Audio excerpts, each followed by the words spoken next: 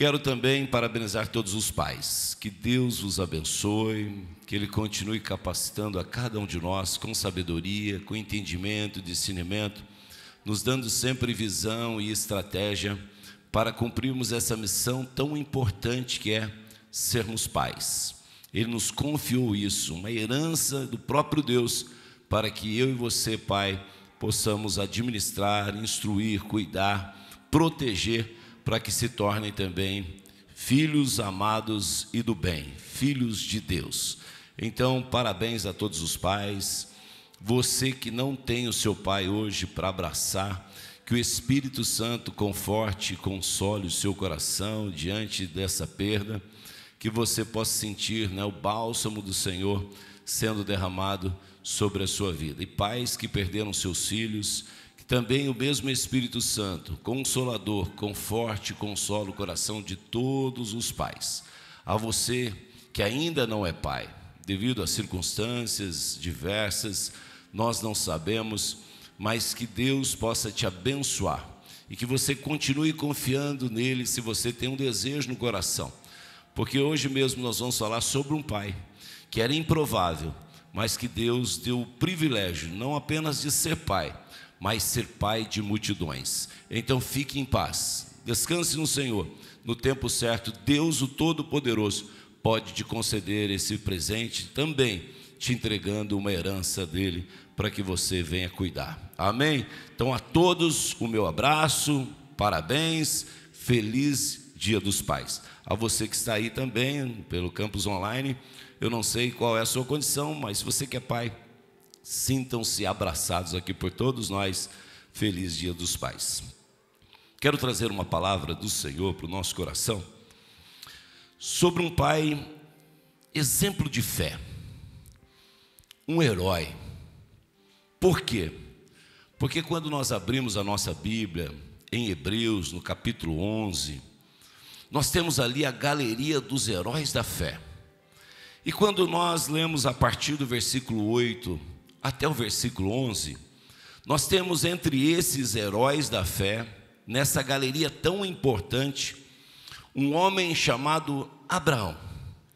Um homem que pôde pela fé ser honrado por Deus e que hoje é para nós o pai da fé, o amigo de Deus, exemplo de perseverança e confiança nesse Deus Todo-Poderoso, que faz promessas, que tem propósitos e cumpre tudo aquilo que Ele prometeu. Então eu quero, diante desse homem, e é o que eu desejo para a minha vida também, eu acredito que essa palavra é para todos, mas para você, pai, que está aqui, é para você também, assim como para mim, para que a gente, na história da nossa vida, que nós estamos escrevendo capítulo a capítulo, dia a dia, a gente possa escrever também essa história de fé, deixar esse legado para os nossos descendentes. Olha, ele era um homem de fé, ele é um homem que andou com Deus num relacionamento e viveu experiências maravilhosas com o Todo-Poderoso. Que nós possamos também escrever a nossa história de uma maneira que seja agradável a Deus e que Ele seja glorificado na nossa vida. Amém? Então eu gostaria de ler com vocês Gênesis capítulo 12, a partir do versículo 1, estou com a NVI, Gênesis capítulo 12, um chamado a esse homem. Deus olha para ele, o escolhe e o chama, e diz assim, a partir do versículo 1 do capítulo 12: Então o Senhor disse a Abrão: sai da sua terra, do meio dos seus parentes e da casa de seu pai, e vá para a terra que eu lhe mostrarei. Farei de você um grande povo, e o abençoarei. Tornarei famoso o seu nome, e você será uma bênção. Abençoarei os que o abençoarem, e amaldiçoarei os que o amaldiçoarem. E por meio de você, aleluia, todos os povos da terra serão abençoados. Amém? Que chamado maravilhoso, né? porque hoje nós já conhecemos a história de Abrão.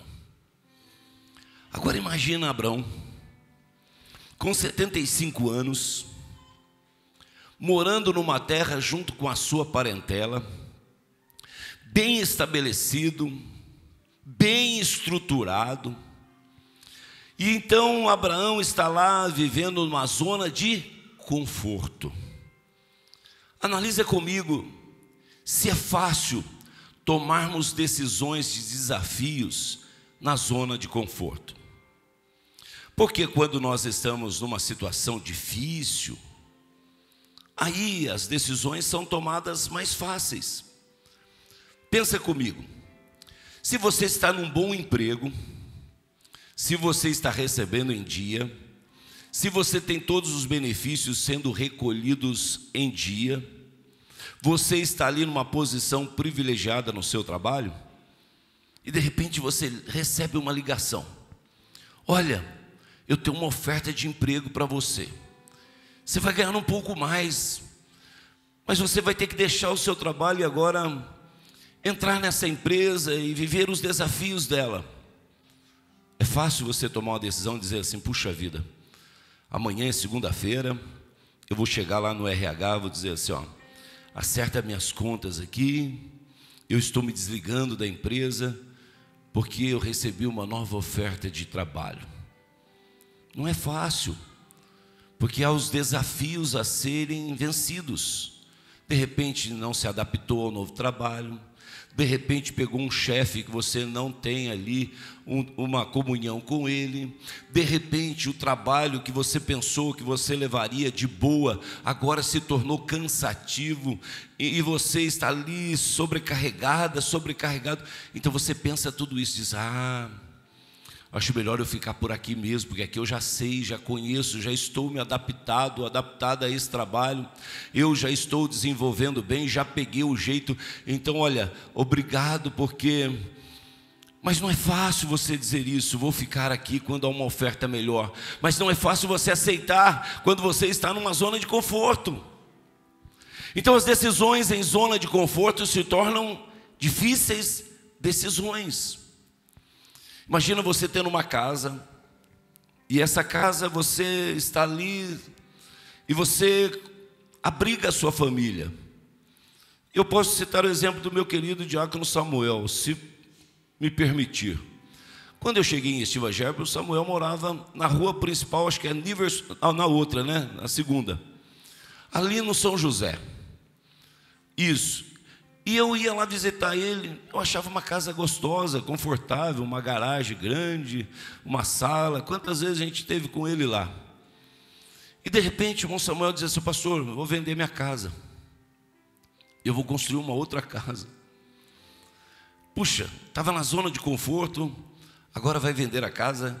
Eu tenho uma casa em Pinhal, e às vezes o vizinho liga para mim: você não quer vender a casa, porque eu quero trazer minha sogra para perto de mim. Eu falo assim: meu Deus do céu, se eu vendo a casa, depois eu não consigo comprar outra, não consigo construir, eu fico inseguro com isso, tenho medo, porque está para mim zona de conforto, está lá alugada, a casa está quieta, arrumadinha, então eu não mexo, porque decisões em zona de conforto são difíceis de serem tomadas. E o irmão Samuel estava numa zona de conforto, ele morava no que era dele, tranquilo, estava lá, o carro na garagem, sossegado, mas de repente o que aconteceu? Ele vendeu a casa, começou um novo projeto num terreno lá no Furlan, e hoje nós vamos lá, uma casa maravilhosa, confortável, tem área de lazer, tem tudo lá, do bom e do melhor. Mas por quê? Porque ele decidiu no momento difícil, na zona de conforto. Quando você está numa situação desfavorável, desempregado, e alguém liga para você: olha, amanhã às 13 horas tem uma entrevista de trabalho, você pode vir? Na hora o seu coração dispara: nossa, fui chamado para uma entrevista de trabalho. E aí liga para o pastor, manda mensagem: pastor, amanhã às 13 horas vou ter uma entrevista de trabalho, ora, me ajuda em oração, pastor, para que essa porta realmente se abra, que eu vá bem na entrevista, e aí a gente consiga o trabalho. Por quê?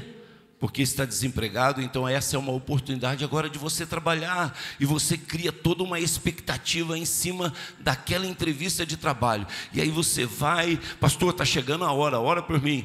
Nós passamos isso esses dias em família, ora por mim, e aí vai firme, estamos aqui, e aí de repente, quando é aprovado, diz: pastor, obrigado, vamos agradecer a Deus, porque deu certo, eu consegui essa vaga de emprego, a decisão foi fácil de tomar. Por quê? Porque você estava desempregado, agora abriu uma porta de emprego, então você abraçou a oportunidade, e agora está feliz, está glorificando a Deus, dizendo: olha, muito obrigado a todos que se envolveram, me ajudaram, eu consegui passar na entrevista, eu fui chamado para o trabalho, agora estou empregado, a decisão agora me levou a um novo trabalho.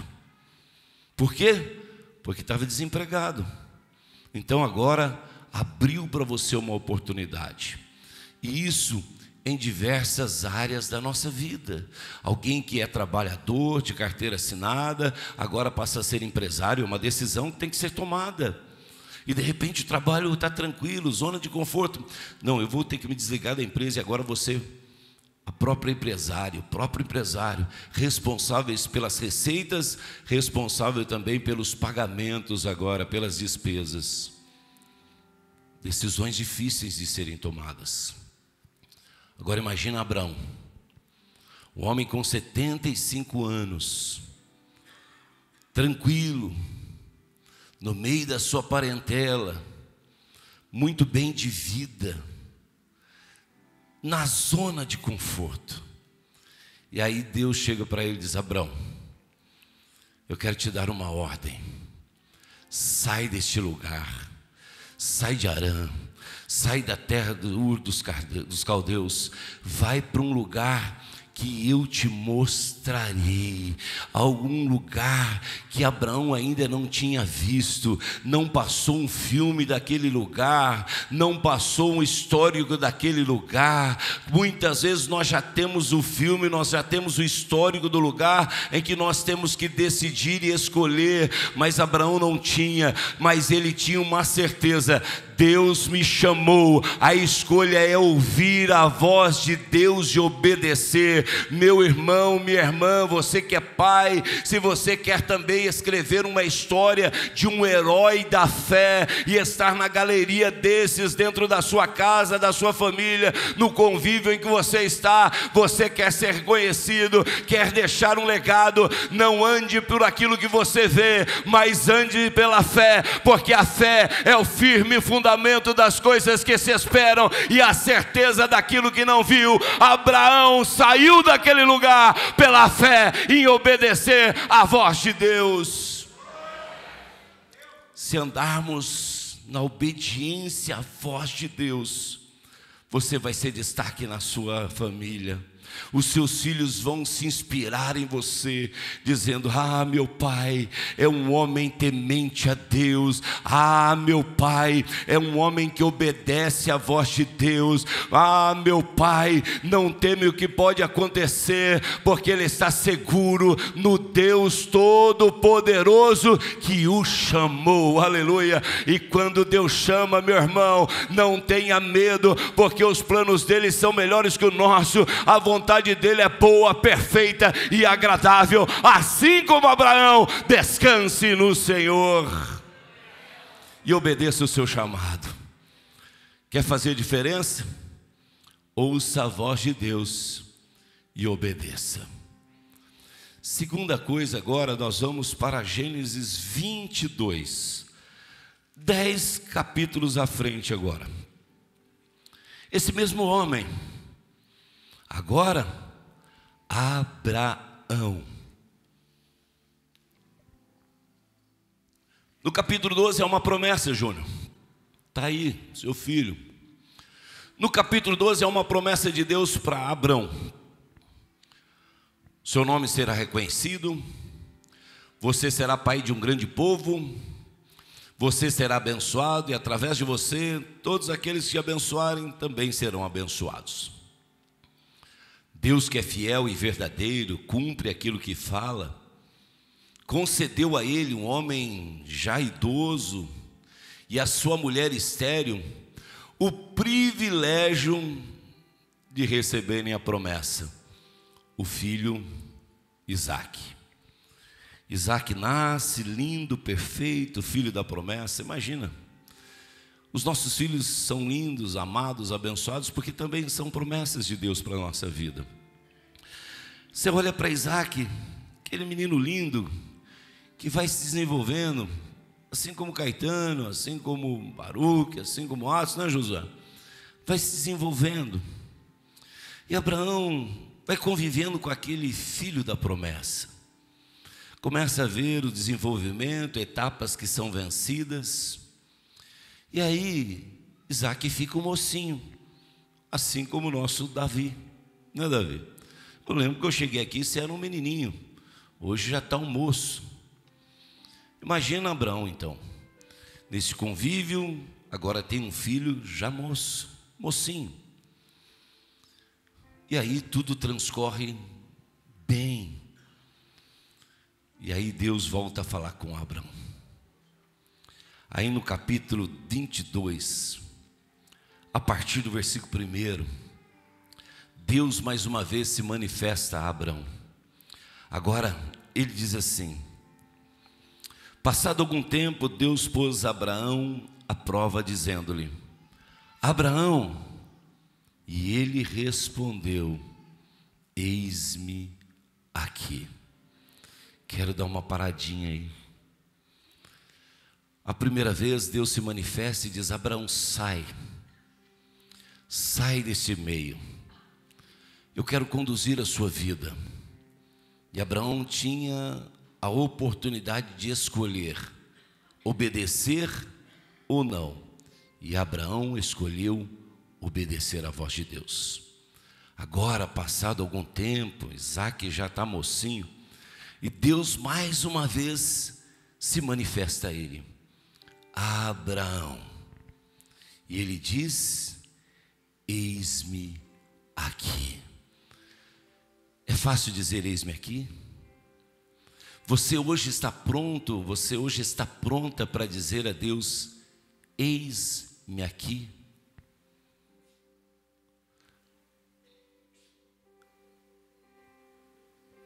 Se Deus te pedir algo hoje, você está pronta para dizer eis-me aqui?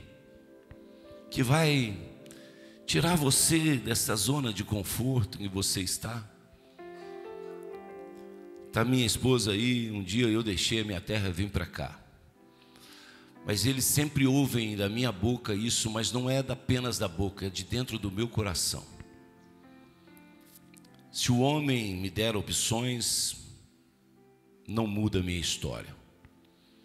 Mas se Deus me chamar, eu vou dizer sempre a Ele: eis-me aqui. Eu quero estar sempre pronto para dizer: eis-me aqui, Senhor. Abraão estava pronto para dizer: eis-me aqui, Senhor. Mudou agora. Sabe o que gerou a ele essa resposta em poder dizer eis-me aqui? Era um relacionamento que foi gerado entre Deus e Abraão. Agora Abraão não apenas ouviu Deus, agora Abraão conhecia Deus. Abraão já estava andando com Deus. Abraão já estava vivendo as promessas de Deus. Abraão já estava debaixo do cuidado de Deus. Abraão já estava debaixo da proteção de Deus. Quando nós estamos andando com Deus, há um relacionamento gerado nessa caminhada, e esse relacionamento nos faz conhecer quem Ele é e nos deixa preparado para quando chamar, dizer: Senhor, eis-me aqui. Aleluia. O Senhor é o Senhor da minha vida, é o Senhor que está caminhando comigo. Eu não temo nada. Se o Senhor chamou, eis-me aqui. Mas se for difícil, não tem problema, Deus está comigo. Mas se você perder a sua vida, não tem problema, Deus já resolveu essa questão. Quando enviou Jesus Cristo ao mundo, morreu em meu lugar, se apresentou a mim, e hoje eu tenho direito da vida eterna. Aleluia!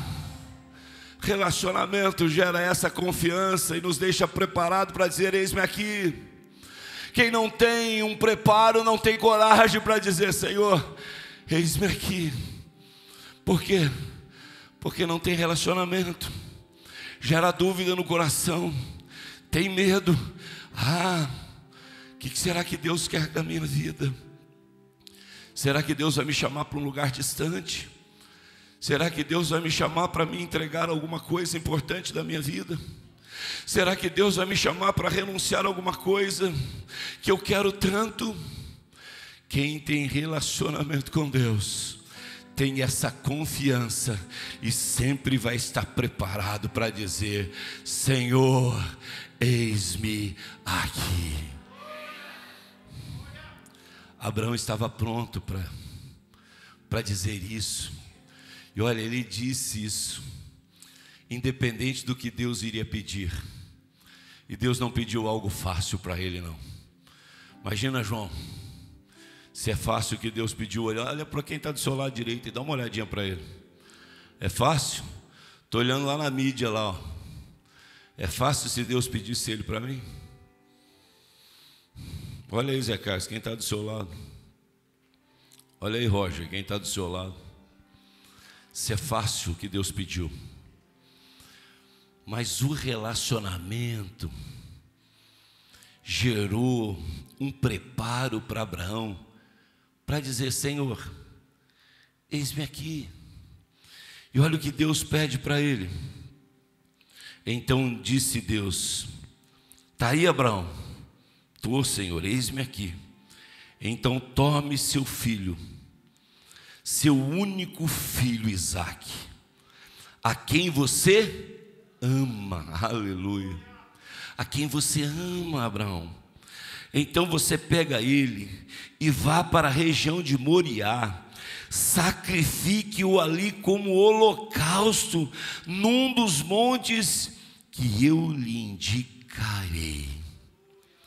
E a gente percebe o preparo de Abraão não só na resposta que Abraão deu, em dizer: eis-me aqui, Senhor, mas na continuação do texto. Porque Abraão, quando ouviu Deus dizer isso, disse: ô Senhor, espera aí, eu estou aqui, mas o que o Senhor está pedindo é algo difícil demais, não dá, eu sou humano, eu tenho sentimentos, eu tenho emoção. Imagina, Júlio, Abraão podia ter chorado: Senhor, eu vou fazer qualquer coisa para o Senhor, mas muda isso, muda esse pedido, Senhor, isso não dá, eu amo meu filho, ele é filho de promessa, foi o Senhor mesmo que prometeu, agora o Senhor vai pedir. O Senhor me alegrou com a chegada dele, nós estamos felizes, ele é um menino que está sendo criado, um homem de Deus, e agora o Senhor me pede ele. Senhor, não, ou me dá um tempo para pensar. Olha, eu vou continuar aqui, Senhor, dá um pouquinho de tempo para mim absorver o seu pedido. Seria natural, o ser humano talvez falasse assim com Deus. Mas quem está preparado e diz: eis-me aqui, Senhor, não teme o que pode acontecer. Ele sabe quem é Deus, ele sabe quem foi que pediu aquilo. Por quê? Porque um relacionamento gerou essa confiança, esse preparo, Júnior. Quando Abraão andava com Deus, ele estava sendo preparado para esse momento. E é isso que acontece comigo e com você, meu irmão, minha irmã. Quando nós caminhamos com Deus, nessa caminhada foi o que aconteceu com o povo que saiu do Egito para a terra prometida. Foram 40 anos de preparo para que aquela geração agora pudesse entrar na terra prometida sem a cultura da escravidão que o Egito tinha imposto sobre eles. Assim também, quando Deus está caminhando conosco, nós estamos aprendendo com Ele. Por isso que Ele diz lá em Mateus 11, a partir do versículo 28, vinde a mim, vós que estáis cansados e sobrecarregados, e eu vos aliviarei. E aí ele vai dizer: aprendei de mim, que sou manso e humilde de coração, e encontrareis paz, descanso para a vossa alma, porque o meu jugo é suave e o meu fardo é leve. Como isso pode acontecer? Como isso eu posso saber? Como isso posso gerar preparo no meu coração? Quando eu caminho e aprendo quem Ele é.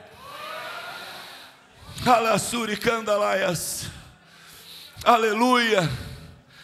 E então Abraão, olha o que diz aqui a partir do versículo 3: na manhã seguinte, Abraão não precisou de um tempo para absorver o pedido de Deus. Abraão não foi fazer propósito com Deus para mudar o pedido de Deus. Abraão não negociou com Deus: Senhor, e se eu te der isso em troca disso, Senhor, o Senhor vai mudar? Na manhã seguinte, Abraão levantou-se e preparou o seu jumento, levou consigo 2 dos seus servos e Isaque, o seu filho, aleluia. Levou Isaque, seu filho, e depois de cortar lenha para o holocausto, partiu em direção ao lugar que Deus lhe havia indicado. Senhor, eu estou preparado, eu vou atender o teu chamado. O Senhor já me forjou e eu sei quem tu és. Não esperou o tempo mais. Na manhã do dia seguinte, Abraão sai para cumprir a vontade de Deus. Quer fazer parte da galeria daqueles que são chamados homens de fé. Esteja preparado quando o Senhor te chamar, e possa dizer como Abraão: Senhor, eis-me aqui, aleluia. Terceira coisa, primeiro, ele escolheu obedecer. Segundo, preparado, ele diz: eis-me aqui. Terceiro, Abraão era um homem de confiança em Deus, de fé em Deus. É isso mesmo. Abraão tinha uma certeza: existe uma promessa de Deus para a minha vida, e não importa de que maneira, Deus é fiel para cumprir. Eu não sei ainda o meio, mas eu sei em quem tenho crido que é poderoso. Eu não ando por vista, eu ando por fé. Aquele que quer ser declarado um herói na galeria dos homens de fé tem que andar por fé. Olha o que disse Abraão. Então Abraão disse aos seus servos, versículo 5: fiquem aqui com o jumento, enquanto eu e o rapaz vamos até lá. Depois de adorarmos, voltaremos. Que fé, hein? Diz: nós vamos lá adorar. Fiquem aqui, esperem aqui. Nós vamos fazer uma jornada de adoradores, mas nós voltaremos.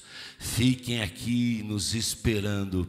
Ou seja, pastor, eu não tenho medo do que vai ser o amanhã, eu não tenho medo do que vai ser o mês que vem, eu não tenho medo de tarifaço, eu não tenho medo de crise, eu não tenho medo de pestes, pragas, daquilo que o mundo pode aí querer nos atingir. Sabe por quê? Porque nós estamos seguros em Ti, e os verdadeiros adoradores reconhecem quem Ele é e descansa nele com essa certeza. Abraão tinha essa confiança ao ponto de dizer para os seus servos: fiquem e nós voltaremos. Mas não para só aí. Essa confiança de Abraão não para só aí, porque olha o versículo 6 agora, ainda sobre confiança, sobre essa fé, Kleber. Olha o que diz aqui, é tremendo isso.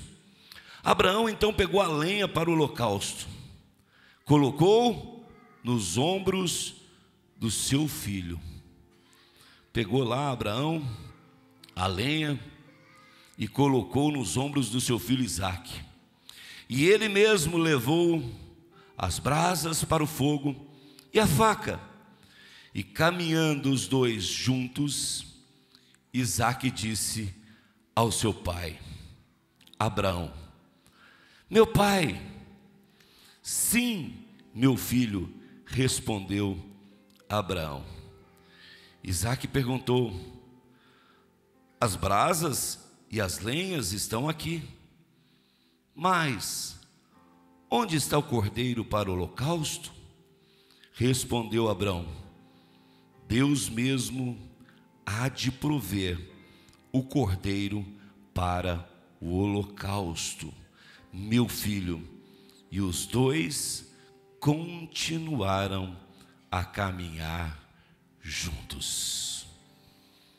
Primeiro Abraão diz assim para os seus servos: fiquem, porque nós vamos lá adorar e voltaremos. Mas agora há uma pergunta do filho da promessa, do filho que ele ama. Como responder a ele agora? Pai, eu estou vendo aqui a lenha, está nos meus ombros, estou carregando elas. Pai, eu estou vendo na tua mão o fogo, e eu estou vendo a faca, mas não estou vendo a essência para o sacrifício, que é o cordeiro. Aonde está? O que você responderia para o seu filho? Sabe por que eu estou fazendo essa pergunta? Porque talvez não seja essa a pergunta que o seu filho faz para você, mas sejam tantas outras, de diversas áreas. Talvez: pai, por que sou eu que estou sofrendo com essa enfermidade? Eu estou vendo os meus amiguinhos que correm, que brincam, e eu não estou podendo fazer isso, pai, por que eu? Talvez seu filho olhe para você e pergunte assim: pai, por que a nossa vida é tão difícil? Eu gostaria de um chocolate e eu não consigo. Eu gostaria de um sorvete e a gente não tem em casa. Pai, eu olho na casa do meu amiguinho, ele tem um quarto lá super confortável, tem uma cama que parece um carrinho de corrida, tem um guarda-roupa lindo. Pai, tem televisão no quarto dele, tem videogame. Por que a gente não tem nada disso? Pai, por que a nossa casa é tão humilde? Por que a nossa casa é goteira? Por que a gente não consegue ter a nossa casa própria, pai? Porque a gente vê tanta gente construindo e a gente nunca constrói. Pai, porque o meu amiguinho viaja todas as férias e a gente não? Por que ele tem tanta coisa e a gente não tem nada? Talvez sejam essas as perguntas que filhos estejam fazendo para os pais. E tem muitos pais respondendo para terminar o assunto, para não ser confrontado. Tem muitos pais dizendo: filho, Deus proverá. Deus proverá, filho. Fique tranquilo, Deus proverá. Mas não é uma resposta de fé, é uma resposta de encerramentos de assunto, para que o filho vá para lá. E talvez o pai vai lá no quarto chorar, porque não pôde dar uma resposta para o filho, porque não tem essa fé viva e verdadeira, que realmente Deus pode suprir todas as necessidades. São respostas para que não haja mais confronto, para que o filho vá para o quarto dele, para que ele vá para a rua brincar e você não seja mais incomodado. Talvez seja encerramentos de assuntos as suas respostas, mas Deus te trouxe aqui para dizer: eu não quero que você responda mais para encerrar assunto, eu quero que você responda a partir de hoje por fé, para que as coisas aconteçam verdadeiramente na sua vida, na sua casa, na sua família, e você marcará a sua história de homem de fé. Sabe por quê? Porque é aquela historinha de que um homem comprou uma terra e de repente eles vão construir uma casa aqui legal, com uma varanda. E ele chama um pedreiro e diz assim: olha, constrói aqui nessa área. Mas não pesquisou aonde que o sol nascia, aonde escondia, o vento. E ele então mandou construir. E foi lá o pedreiro e construiu a casa, terminou a casa, acabou a casa. Ele comprou os móveis, mobiliou a casa. E aí mudou para aquela casa, a casa dos sonhos dele. E de repente, ele dorme a primeira noite na casa nova. E aí cedo, Kleber, vamos lá, mídia. Ele vai lá e abre a janela do quarto, dá aquela respirada, e quando ele olha, meu Deus, meu quarto ficou de frente com uma montanha.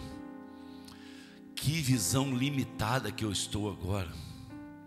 Não consigo enxergar mais nada, tem um monte na frente da minha janela. Eu não observei isso na hora de construir, de colocar os quartos do lado de lá. Eu coloquei os quartos do lado de cá, onde tem uma montanha. Mas ele pensou bem e diz assim: a Bíblia diz, se você tiver fé do tamanho do grão de uma mostarda, você dirá a esse monte: passa daqui para lá, e ele vai. Opa! Então tem uma saída. Ele falou: hoje eu vou orar a noite inteira, porque amanhã eu quero olhar e não quero ver o monte mais ali. E então aquele homem chega à noite, vai lá para o quarto, fecha a janela, fecha a porta do quarto e começa a orar: Senhor, tira esse monte daí, põe para lá, porque a tua palavra diz que eu tiver fé, esse monte vai daqui para lá, e aí vai ficar bonita a visão do meu quarto. Eu quero ter uma visão ampla, então esse monte está atrapalhando. Tira esse monte daqui, tira esse monte daqui. Ficou a noite inteira orando para Deus tirar o monte. Aí chegou de manhã, começou o galo cantar, os passarinhos, o sol começou a entrar pelas frestas da cortina. Ele disse: opa, da janela, eu acho que o monte saiu daí, vamos ver. Aí ele levanta devagarzinho, pé por pé, o galo cantando. Ele vai, abriu a janela. Ele diz: eu sabia que você não ia sair daí.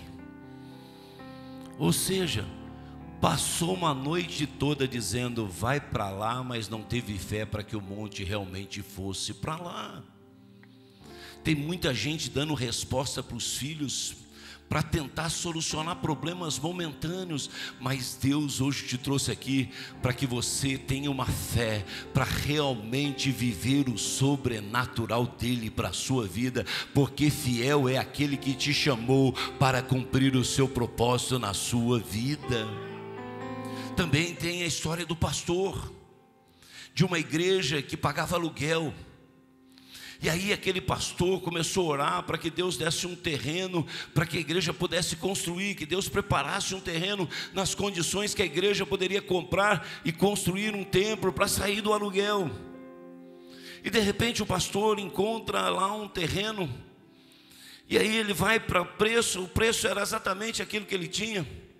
E ele vai orar e pede confirmação para Deus, e Deus mostra para ele aquele terreno. E aí ele chega para o ministério da igreja, para a igreja, e diz: irmãos, vamos comprar o terreno tal, porque nós temos recursos para aquilo, e Deus nos mostrou que lá nós vamos construir a nossa igreja. E aí os irmãos dizem: vamos lá conhecer o terreno, pastor, vamos todo mundo lá, vamos orar, agradecer a Deus. Então, de repente eles chegam lá no terreno e olham uma montanha de terra. Eles falam: pastor, aqui nós vamos construir igreja? Que jeito? Não tem como, pastor. Nesse monte de terra não se constrói igreja, não tem como. O pastor diz: não, mas Deus falou comigo que era para comprar esse terreno. Eles: olha, então se Deus falou, o senhor compra, mas nós somos contrário, porque aqui não se constrói igreja, não tem como. E o pastor Júnior, com fé, foi orar: Senhor, o senhor me mostrou, então que o senhor também tire aquele monte de terra de lá. Se foi o Senhor que mostrou, e a Bíblia diz, se eu tiver fé do tamanho do grão de uma mostarda, posso dizer ao monte, passa daqui para lá, e ele vai. E eu creio, Senhor, que o Senhor vai tirar o monte de lá. Eu creio que o Senhor vai tirar o monte de lá. Igreja, vamos orar para que Deus tire o monte de terra de lá, para que nós possamos construir a igreja. Passado alguns dias, quem chega lá naquela igreja, naquele salão alugado, um empresário que tinha uma empreiteira, e diz assim: olha, nós pegamos uma obra próximo àquele terreno, é de vocês aquele terreno, porque ele havia comprado.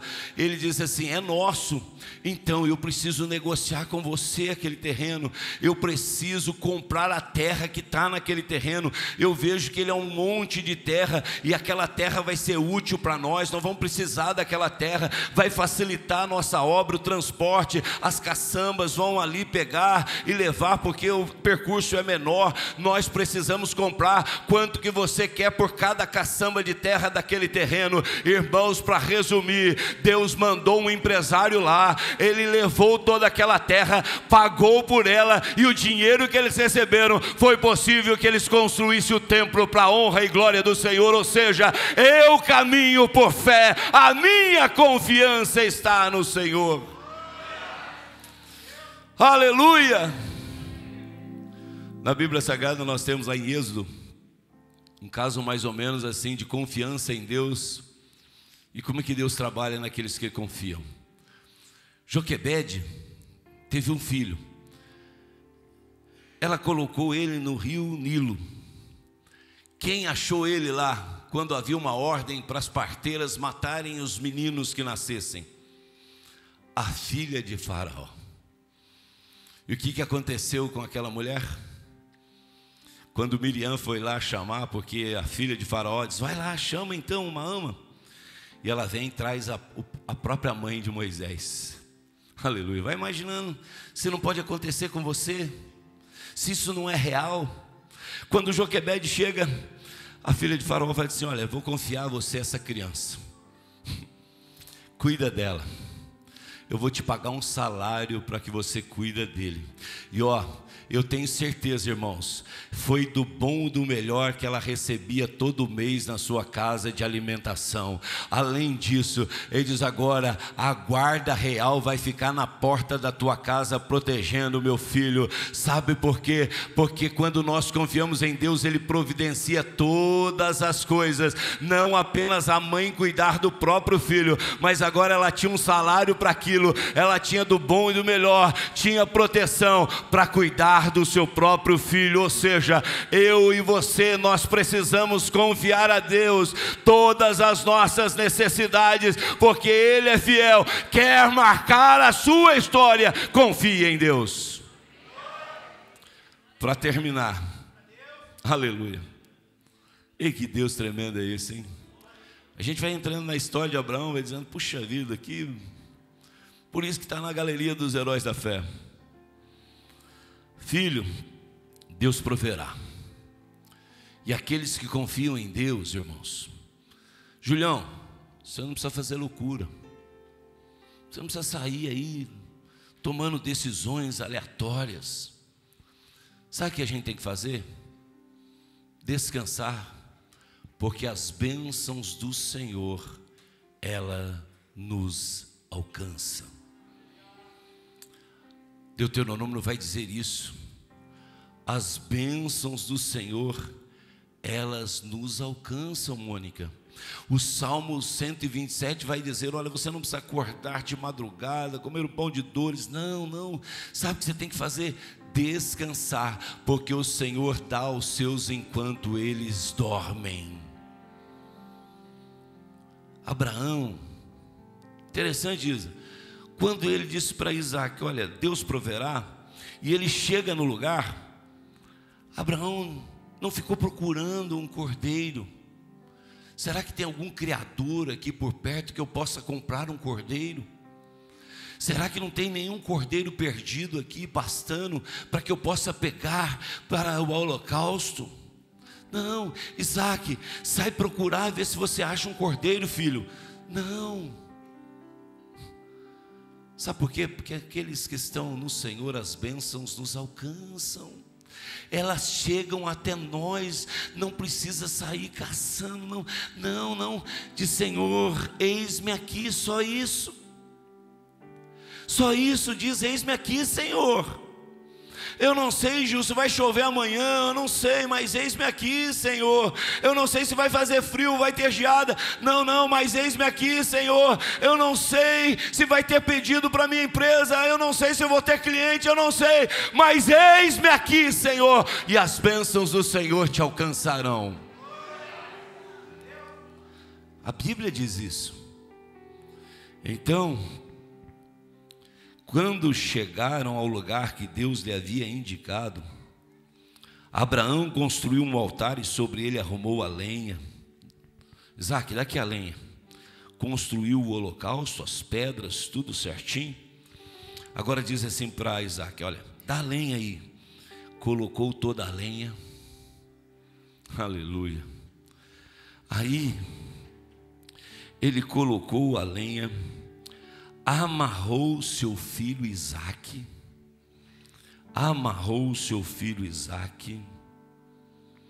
e então ele pegou, amarrou o seu filho Isaque e colocou sobre o altar em cima da lenha. Então estendeu a mão e pegou a faca para sacrificar seu filho. Mas o anjo do Senhor o chamou do céu: Abraão, Abraão. E eis-me aqui, respondeu ele. A bênção chegou, aleluia. O mesmo que disse: eis-me aqui, Senhor. E Deus diz: agora você vai sacrificar o seu filho amado. Agora diz: eis-me aqui. E Deus diz: a bênção chegou até você, aleluia, aleluia, aleluia. E então: não toque no rapaz, disse o anjo, não lhe faça nada. Agora sei que você teme a Deus, porque não negou o seu filho, o seu único filho. E Abraão ergueu os olhos e viu um carneiro preso pelos chifres num arbusto, aleluia. A bênção chegou até Abraão. A bênção vai chegar até você quando você tiver uma fé, quando você tiver essa confiança para dizer: eis-me aqui, Senhor. E então chegou até ele esta bênção, e Abraão deu àquele lugar o nome de o Senhor proverá. Por isso até hoje se diz: no monte do Senhor se proverá. Pela segunda vez o anjo do Senhor chamou do céu Abraão e disse: juro por mim mesmo, declara o Senhor, que por ter feito o que fez, não negando o seu filho, o único filho, esteja certo de que o abençoarei e farei seus descendentes tão numerosos como as estrelas do céu e como a areia das praias do mar. E a sua descendência conquistará as cidades dos que lhe foram inimigos, e por meio dela todos os povos da terra serão abençoados, porque você me obedeceu. Então voltou Abraão e a seus servos, e juntos partiram para Berseba, onde passou a viver. Eu quero que você olhe para quem está do seu lado e diz: por conta disso eu e você somos abençoados. A bênção chegou até nós, a bênção te alcançou. Neto, nós somos abençoados porque a bênção nos alcançou. Carol, nós somos abençoados porque a bênção do Senhor nos alcançou. Débora, nós somos abençoados porque as bênçãos do Senhor nos alcançou. Raíssa, nós somos abençoados porque as bênçãos do Senhor nos alcançou. Guilherme, nós somos abençoados porque as bênçãos do Senhor nos alcançou. Igreja amada, Miriam, Jéssica, Gustavo e demais, nós somos abençoados porque as bênçãos do Senhor nos alcançou. Deus te abençoe em nome de Jesus.